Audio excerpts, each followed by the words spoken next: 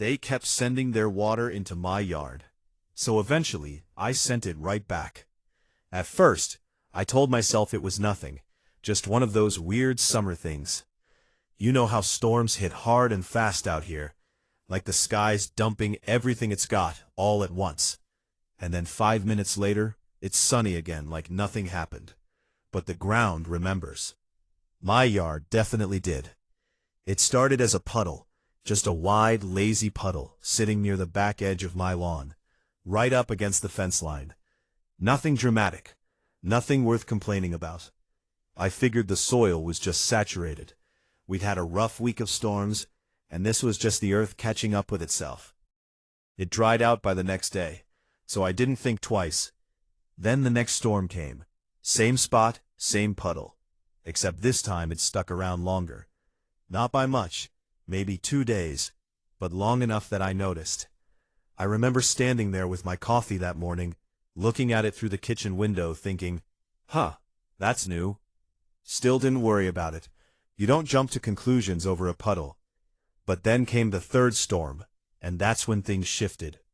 The puddle turned into something else, less like a shallow inconvenience, more like a small, stubborn pool that refused to go away. 3 full days before it even started to shrink. The grass underneath turned soft, almost spongy, like stepping on a wet sponge that never quite bounced back. And that's when I noticed the house behind mine.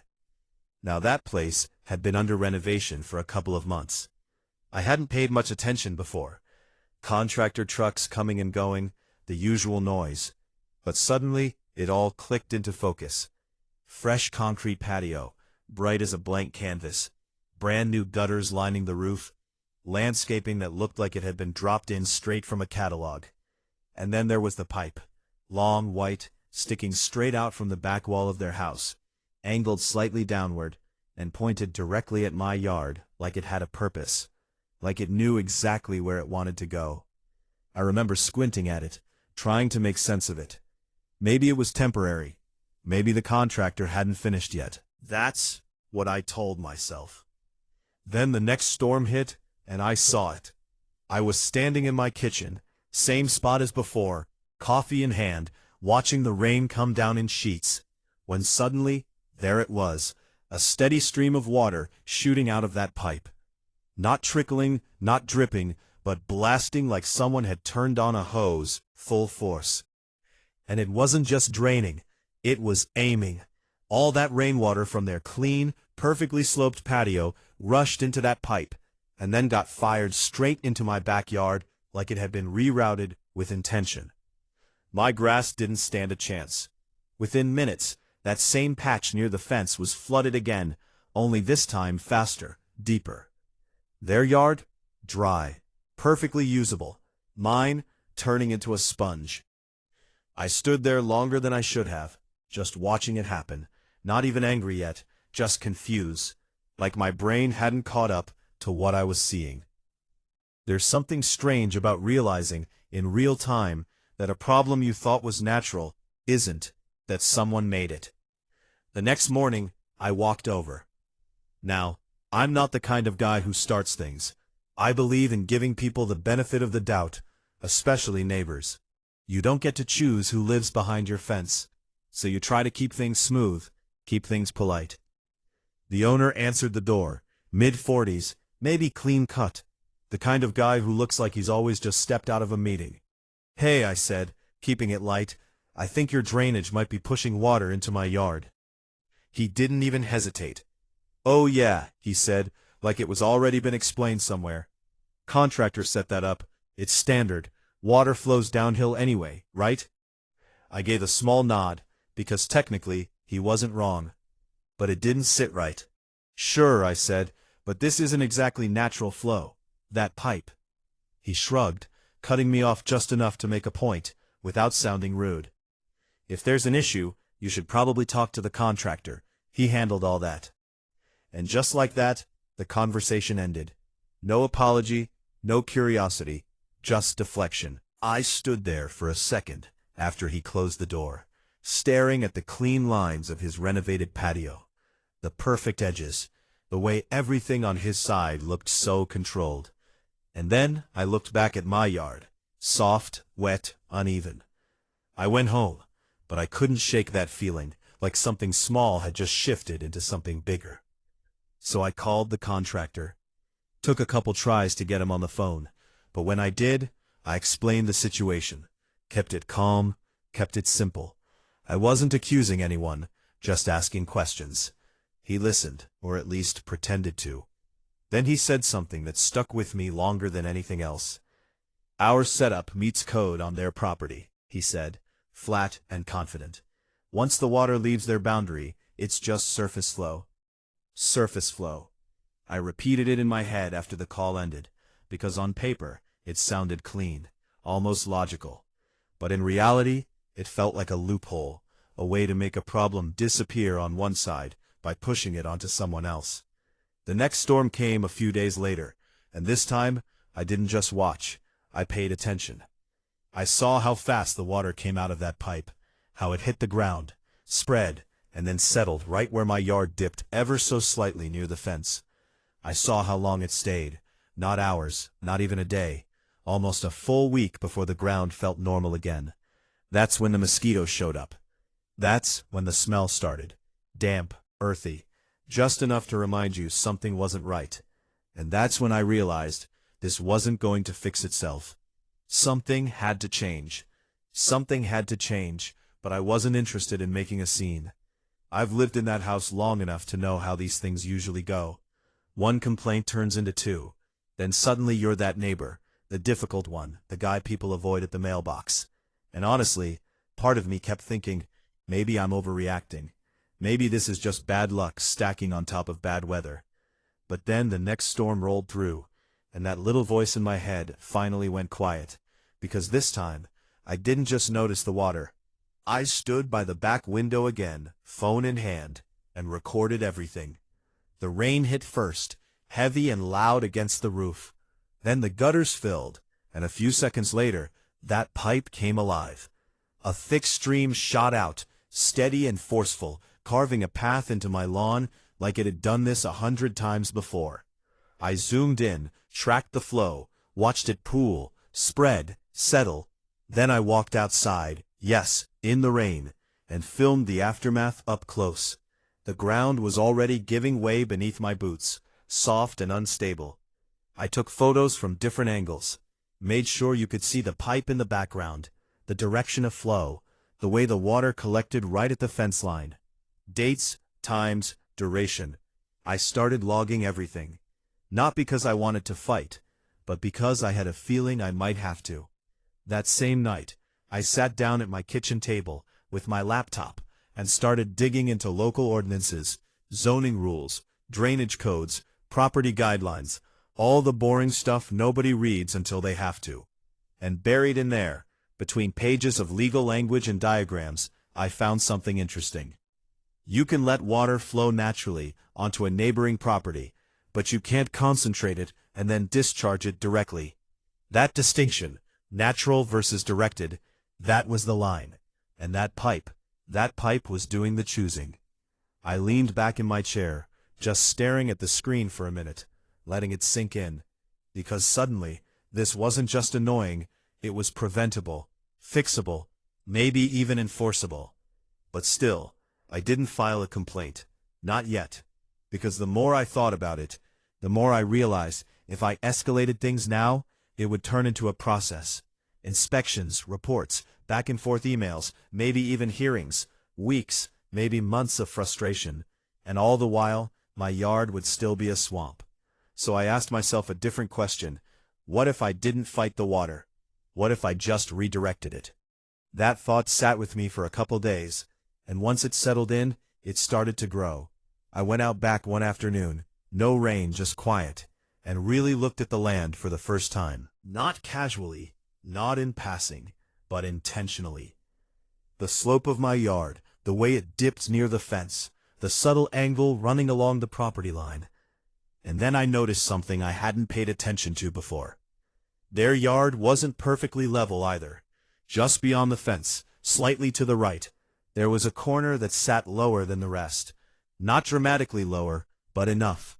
Enough that if water ever made its way there, It wouldn't leave quickly. I stood there, hands on my hips, connecting the dots.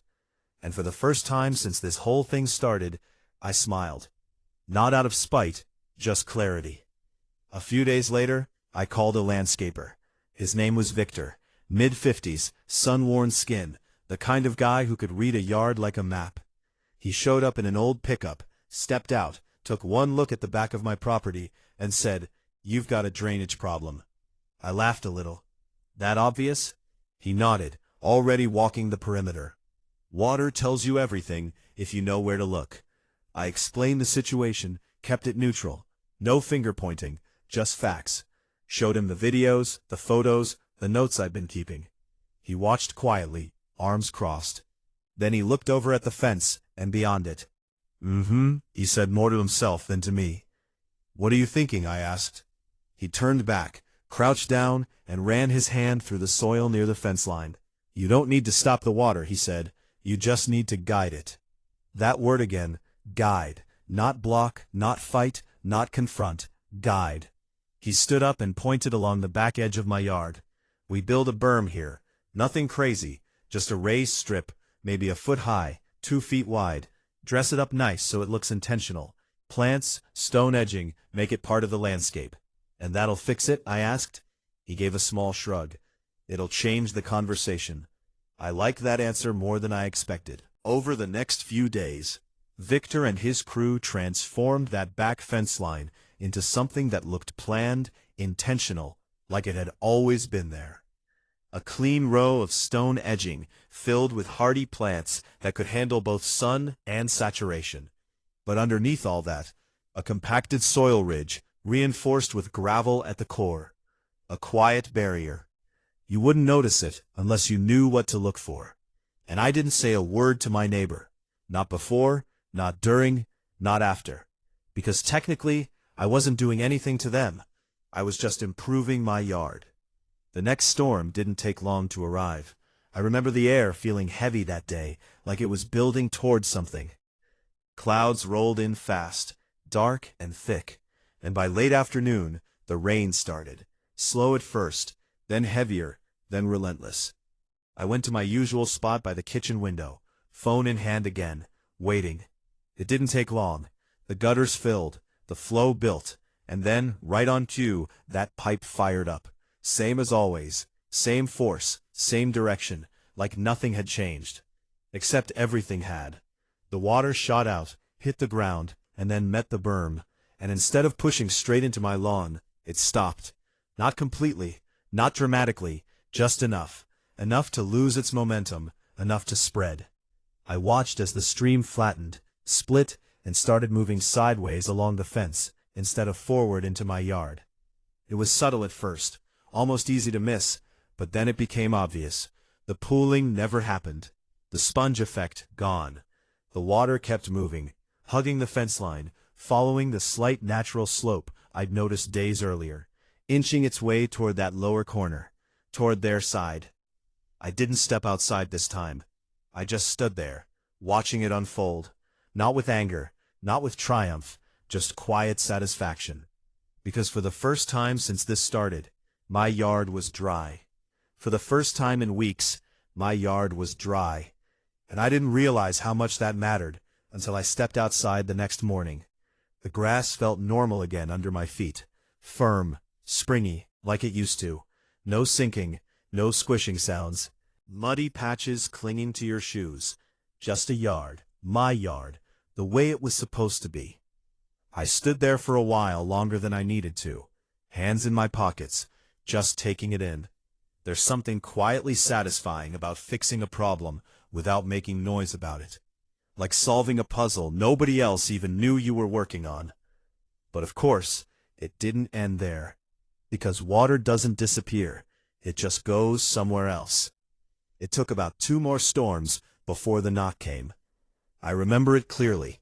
It was late afternoon, sky still gray from the earlier rain, the kind of light that makes everything feel a little heavier than usual. I was in the kitchen again, same place this whole story seems to orbit around, when I heard it. 3 knocks, firm, measured, not aggressive, but not casual either. I already knew who it was before I opened the door. He stood there in the same clean-cut way as before, but something had shifted. You could see it in his posture, less confident, maybe a little tense, like someone who had just discovered a problem they didn't expect and didn't quite know how to handle. "Hey," he said. "Hey," I replied, calm, neutral. He hesitated for a second, then glanced past me toward the backyard, like he was confirming something in his head before saying it out loud. "So my side yard's been getting pretty muddy lately," he said. "Like really soggy. Wasn't like that before."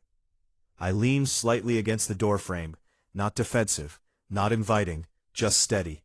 "Yeah," I said. He nodded. "Yeah, I was wondering if you changed something back there." There it was, not an accusation, not quite a complaint, but close. I let a small pause sit between us, not long enough to be awkward, just enough to make the moment feel real. Then I said, "I did some landscaping, just improved drainage on my side. The water was pooling pretty bad before." All true, every word of it. He studied my face for a second, like he was trying to read between the lines, trying to figure out if there was something more behind what I said. At least, nothing he could point to. He exhaled slowly, shifting his weight. "Yeah, I mean, I get that. It's just, now it seems like all that water's ending up on my side. That corner near the fence, it's turning into mud." I nodded once, like I was hearing new information. "Huh," I said. "That's weird." And for a second, just a second, you could see the frustration flicker across his face. Not anger, not yet. Just that quiet realization that the situation had changed, and he wasn't the one in control of it anymore. He looked back toward the fence again, then back at me. "So what do we do about it?" That question hung in the air, because now, finally, we were in the same place. I wasn't the guy with the problem anymore. We both were. I straightened up a little, crossed my arms loosely, not confrontational, just present. "Well," I said, "when I looked into it before, there are a few standard ways to handle runoff properly, like a dry well or a soakaway system, even a rain garden, something that keeps the water on the property where it falls." I watched his reaction carefully. No defensiveness, no denial, just processing. "Yeah," he said after a moment. "The contractor mentioned something like that, I think." I raised an eyebrow slightly. "Oh yeah." He gave a small, almost embarrassed smile. I might have gone with the simpler option at the time. Simpler. That was one way to put it. Cheaper, faster, someone else's problem. But I didn't say that. Instead, I just nodded. "Makes sense," I said, "until it doesn't." That landed. Not hard, but enough. We stood there for a few seconds in silence, the kind that isn't uncomfortable, just honest. Two people, looking at the same situation from opposite sides, finally meeting in the middle. "So if I fix that," he said, gesturing vaguely toward his backyard, "it should solve the issue?" I gave a small shrug. "It should help a lot." Another pause. Then he nodded once, more to himself than to me. "All right," he said. "I'll take care of it." And just like that, the tension that had been building for weeks started to unwind. No argument, no raised voices, no legal letters, just a shift. A week later, I saw the crew. Different guys this time, not the original contractor. They showed up early, marked out a section of his yard, and started digging. Over the next couple days, they installed a proper underground system, gravel pit, perforated piping, the whole setup designed to absorb and disperse water slowly into the soil. I watched from a distance, not out of curiosity, just quiet awareness. Because this wasn't about winning. It never really was. It was about balance. After that, the storms came and went, like they always do, heavy, sudden, unpredictable. But this time, everything behaved. His yard drained the way it should. Mine stayed dry. And the fence between us? Just a fence again, no longer a fault line. Now here's the part when I keep thinking about. I never filed that complaint. I never called the city. I never forced the issue. I just changed my side of things. And somehow, that was enough to make him change his. But was it the right way to handle it? That's the question. Because if I'm being honest, part of me wonders what would have happened if I hadn't built that berm, if I'd just let my yard flood, documented everything, and gone the official route. Would it have been faster, cleaner, more correct? Or would it have turned into something bigger, something uglier? And then there's the other side of it. Did I solve a problem, or did I just send it back where it came from? I didn't damage anything. I didn't break any rules. But I definitely made sure the inconvenience wasn't mine anymore. So, where's the line between standing up for yourself and quietly pushing the problem onto someone else? I still don't have a perfect answer for that. Sometimes, people don't understand a problem until they feel it. And once they do, solutions tend to show up real fast. So I'm curious, what would you have done? Would you have gone straight to the city, filed a complaint, forced a fix from the start? Or handled it the way I did? No confrontation, just a quiet redirection. Let me know in the comments. And if you've ever had a neighbor situation like this, where things started small and turned into something bigger, I'd love to hear how it played out. Because honestly, these are the stories nobody really talks about. But somehow, we all end up living them.